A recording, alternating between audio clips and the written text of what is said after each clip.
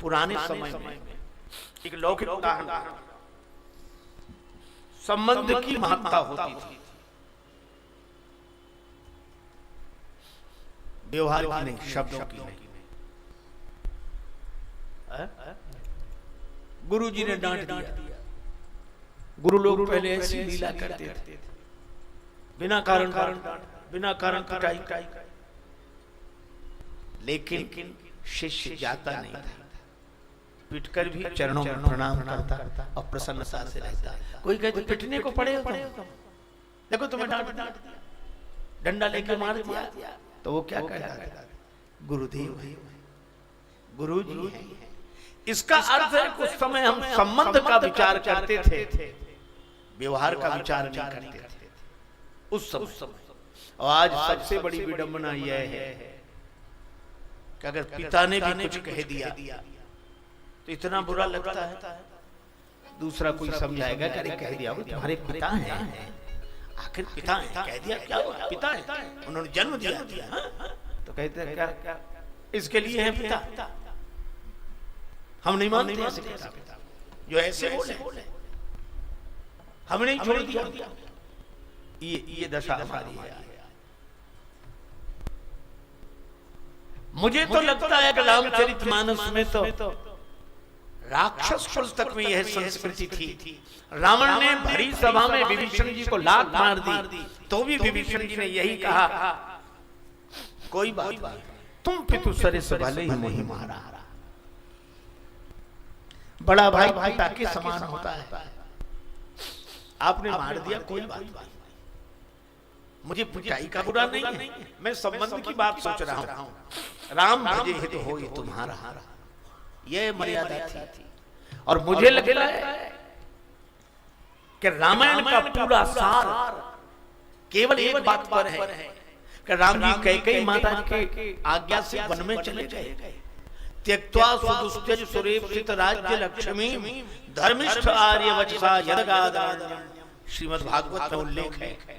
त्यक्त्वा सुदुस्त्यज सुरेप्सित राज्य लक्ष्मी धर्मिष्ठ आर्य वचसा यदगादरण्यम, माया मृगम दैत्येप्सित मन्वधावत वंदे महापुरते चरणहार विंदम। सुदुस्त्यज राज्य लक्ष्मी का त्याग करके श्री राम वन को गए और माता कैकेयी ने कहा कि निकल जाओ, कपड़े उतारो। लेकिन राम जी तो भी चरणों में प्रणाम किए। राम जी ने माता का दुर्व्यवहार नहीं देखा, को माता के रूप में देखा कि जिस माता ने हजारों बार दूध पिला के मेरा पालन किया, हजारों बार उंगली पकड़कर मुझे जीना सिखाया, आज वन में जाने की कह दिया, तो क्या मैं माता को माता न मानूं? बस रामचरितमानस की कथा का सार यही है कि कोई कुछ कह दे तो उस कहने पर मत जाओ, कोई व्यवहार गलत कर दे मत जाओ, संबंध का विचार करो। और संबंध का विचार करेंगे तो समझ लीजिए कि रामचरितमानस की कथा हमारे जीवन में उतर गई, जिंदगी। अब तो सारे संबंध एक तरफ, व्यवहार। एक सज्जन सुना रहे थे कि कहीं कथा हो रही थी, तो एक श्रोता ने बड़ी उत्सुकता से कहा, महाराज भरत मिलाप, श्री राम जी भरत जी का मिलाप और प्रेम। कथा कहने वाले संत ने सोचा कि बड़ा भाव सुनाए, फिर बोला महाराज जरा जल्दी बंद कर देना। महात्मा बोले जल्दी? हाँ, क्यों? सवेरे हमें जाना है, कहीं निमंत्रण नहीं। फिर दूर जाना पड़ता है, मुकदमे की तारीख है, वहां पहले पहुंचना पड़ता है। मुकदमा चल रहा, हाँ, किससे? भाई से। काहे पे चल रहा? अरे ज्यादा नहीं, 5 फीट की जगह पे। वो कहते हमें दो, हम कहते हम दे, कैसे दे? मुकदमा चल रहा है। अब बोलो जिनका सगे भाई से मुकदमा चल रहा है 5 फीट की जगह पे, वो श्री राम भरत मिलाप की कथा सुनते हैं। हमें अपने जीवन में परिवर्तन करना चाहिए, रामचरितमानस को जीवन में उतारने और बाण की तरह। कैकेयी माता चित्रकूट में आई। अच्छा देखो, आपको एक प्रसंग सुना ही थी मैं।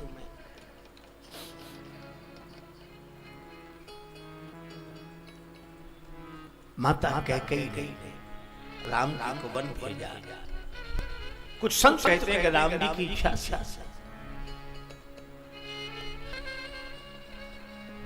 और इस पीड़ा को दबाकर रखा।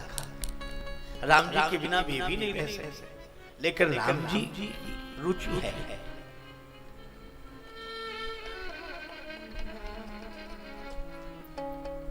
जब सारी अयोध्या विरोध करने लगी तो कैकेयी माता ने कहा, मंथरा अब घर का दरवाजा बंद कर दे, अयोध्या अपना कोई नहीं रहा। जब बेटे ने ही त्याग कर दिया, भरत ने मेरा त्याग कर दिया, तो अब कोई बात नहीं, राम जी प्रसन्न है, हमें चाहे जितना अपमान मिले हे राम आपकी इच्छा पूर्ण। पर सुमित्रा माता ने लक्ष्मण जी से कहा, शत्रुघ्न जी से कहा, शत्रुघ्न कैकेयी माता का कोई नहीं है, वत्स मैं तुम्हें आज्ञा देती हूँ, तुम उनकी सेवा करो। शत्रुघ्न जी ने दरवाजा खटखटाया। कैकेयी माता ने कहा, मंथरा देव कौन है? दरवाजा खोला और जो शत्रुघ्न जी को देखा तो मंथरा डर गई। अब मेरी पिटाई और अच्छी तरह होगी, कोई नहीं है बचाने वाला। कैकेयी जी ने कहा, कौन है? मंत्रा तो नहीं बोली। शत्रुघ्न जी ने आकर माता के चरणों में प्रणाम किया। अब माता कैकेयी की दशा क्या हो गई? 2 दिन में दुर्दैव दशायों कीन्ही तनकी, 2 दिन में दुर्दैव दशायों कीन्ही तनकी, श्वेत भये सिर केश छीन भई दृष्टि द्रगन की, रक्त विहीना अस्थि कंकाल देह में, मातु न जानी जाती यदि होती न गेह में। कैकेयी माता को पहचानना मुश्किल होता अगर भी भवन में ना होती। परी कुशासन पे विकल व्यापो ये विशेष दुख, और जीवन में देखो न कहूं ऐसो दीन मलिन मुख। शत्रुघ्न जी की आंखों में आंसू आ गए, माता के चरणों में प्रणाम किया।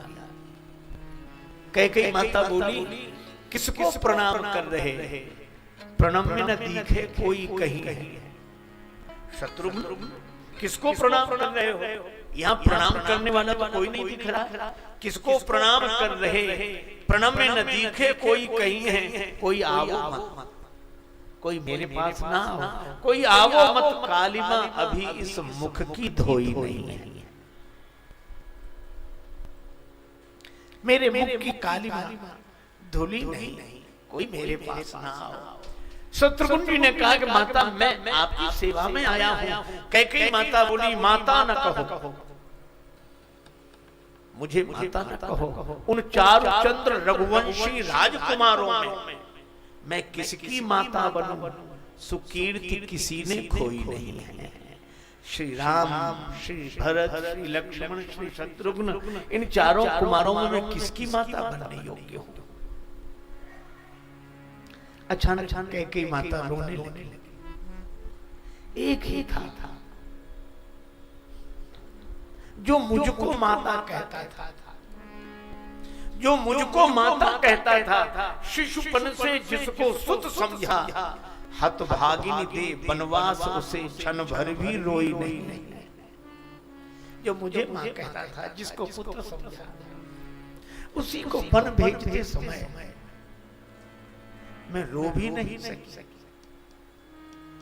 और दूसरा दृश्य है कि यह सब जिस सुत के लिए किया, जिस भरत को राज्य दिया, देकर सुहाग वैधव्य लिया, उसने भी त्याग विनीत दिया, तू मेरी कोई नहीं है। उसने भी कह दिया कि तू मेरी कोई नहीं। बेटे ने भी त्याग कर दिया। कैकेयी माता रो, लेकिन अचानक रोते रोते मुस्कुराने लगी। अच्छा हंसने लगे। शत्रुघ्न जी ने कहा कि मां रोते रोते हंसी किस बात की? कहने लगी, मैं धन्य हो गई आज भरत ने यद्यपि मुझको त्याग दिया।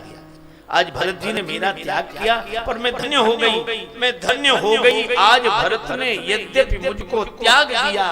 कीच ही सही मलमली किंतु कीच ने कमल उत्पन्न किया।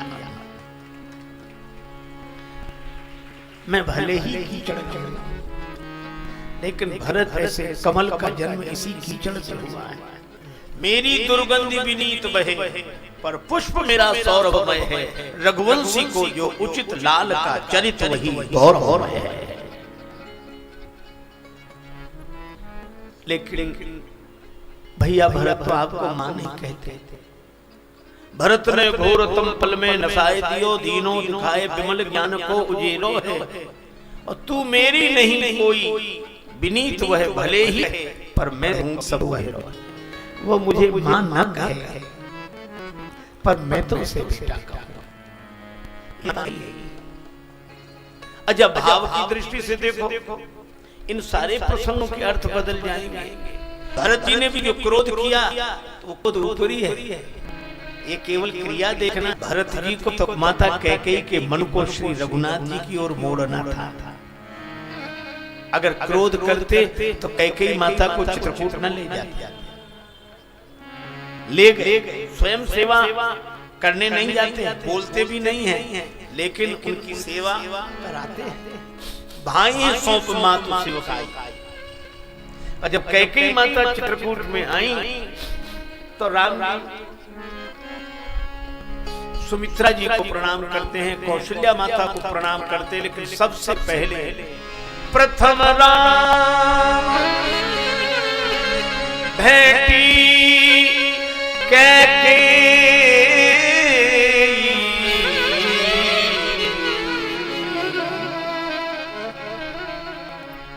प्रथम राम कैकेयी, प्रथम राम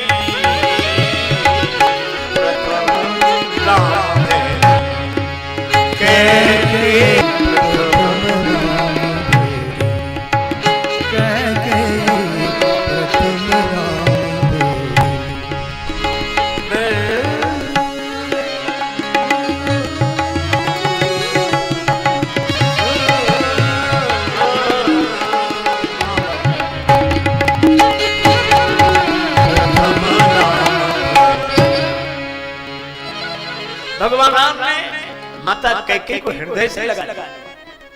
प्रथम कैकेयी माता रोने, पश्चाताप की ज्वाला में जलने वाली मिलान मुखा नतन ग्रीवा माता कैकेयी को राम ने हृदय से लगाया।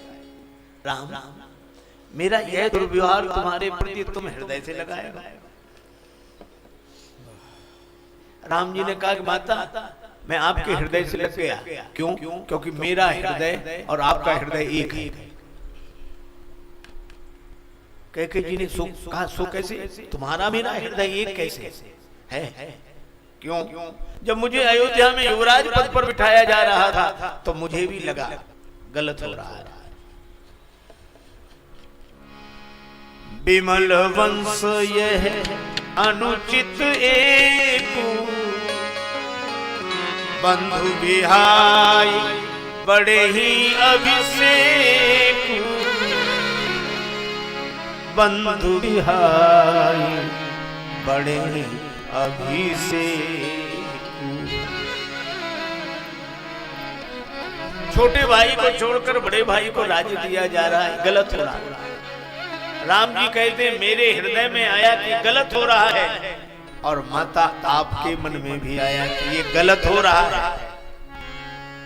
तो जो मेरा हृदय सोचता है वही आपका हृदय सोचता है माँ। इसलिए मेरा हृदय मिलता है तो आपके हृदय से, इसलिए मैं आपके हृदय से लग गया।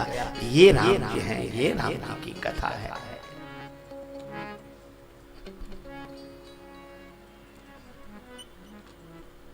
मैं क्या कहूं, कठिन तो बहुत है, लेकिन भाव की दृष्टि से देखना। जब सुमंत जी ने आकर कहा माता कैकेयी ने आपको बुलाया है अभी इसी समय,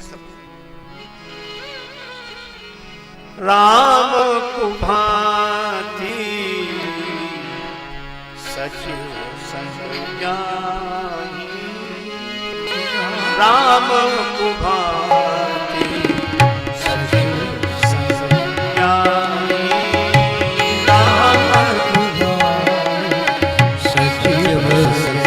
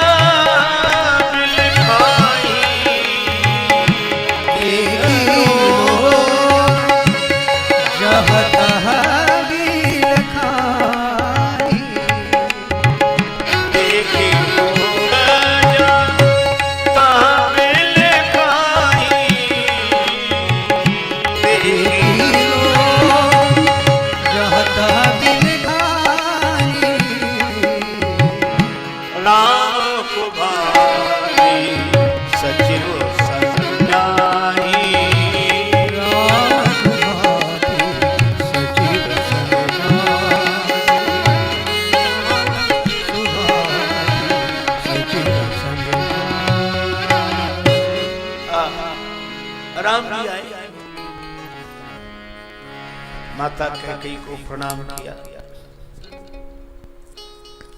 तब तक महाराज दशरथ मूर्छित दशा में अचानक होश हो गया। दशरथ जी राम राम राम, गई मूर्छा राम ही सुमिरि नृप फेरी करवट ली। राम जी ने देखा पिताजी की यह दशा, प्रणाम किया। माता कैकेयी से पूछते हैं, मां पिताजी की इस दशा का कारण, अचानक ऐसी स्थिति क्यों हो गई? कैकेयी माता क्या बोली जरा सुनो। राम इस दशा के कारण तुम हो। बोलो बोलो। श्री राम जी पर यह आरोप, तुम्हारे कारण यह दशा हुई। राम जी यह नहीं कहते अच्छा हम न लेने, हम यहाँ थे ही नहीं और हमारे कारण बताओ ये कोई बात नहीं। राम जी ने कहा कि मां आप ठीक कह रही, मेरे कारण ही ये दशा हुई, लेकिन वह स्पष्ट तो बताएं क्या हुआ। कैकेयी माता बोली सारी बात इतनी है, मुझे 2 वरदान मांगने थे, मुझे जो अच्छा लगा मैंने मांग लिया। तुम्हारे लिए वनवास, भारत के लिए राज्य तिलक, तुम्हें 14 वर्ष के लिए बन जाना है, भारत को राज्य गद्दी पर बैठना है, और तुमसे इनको मोह बहुत है, तुम्हारे पिता को मोह बहुत है, तुम्हारा मोह तोड़ नहीं पाने, इसलिए मुझे लगता है कि तुम्हारे कारण ही दुर्दशा है। बोलो। राम जी इतनी बड़ी बात सुन ले, लेकिन मन मुस्काहि भानु कुल भानु, राम सहज आनंद निधान। राम जी ने कहा कि मां किसी बात पर पिताजी इतने दुखी हैं, थोड़ी बात दुख भाई, थोड़ी बात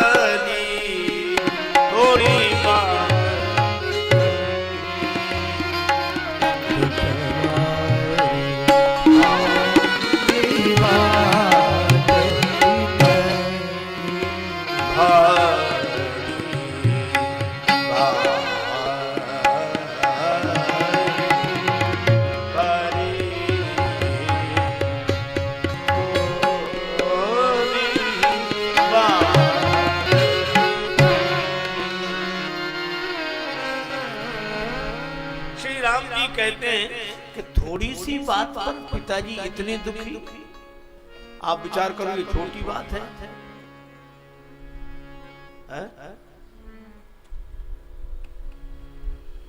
लेकिन मैं आपको सही बात बताऊं, श्री राम कथा से हमें यह सीखना चाहिए, राम जी की कृपा की प्रार्थना करनी चाहिए। 14 वर्ष के लिए बन जाना, और राम जी कहते माता थोड़ी सी बात पर पिताजी इतने दुखी। मुझे भरोसा नहीं होता, हो तो प्रतीत न मोह महतारी।